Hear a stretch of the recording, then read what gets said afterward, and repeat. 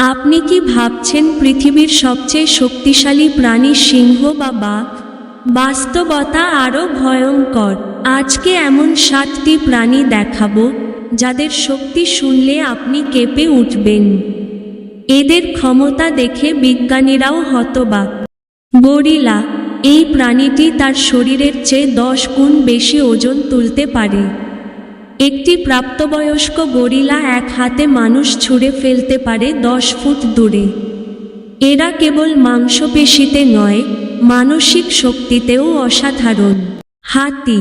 বিশ্বের সবচেয়ে ভারী স্থলপ্রাণী আফ্রিকান হাতি।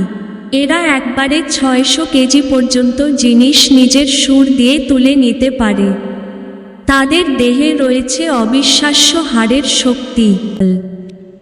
ডাং বিটল। শুনে অবাক হবেন, বিশ্বের সবচেয়ে শক্তিশালী প্রাণী কিন্তু একটা ছোট পোকা। ডাং বিটল তার শরীরের 1141 গুণ বেশি ওজন টানতে পারে। এটা যদি মানুষের ক্ষেত্রে হতো, তাহলে আপনি 80 গাড়ি একসাথে টেনে নিতে পারতেন।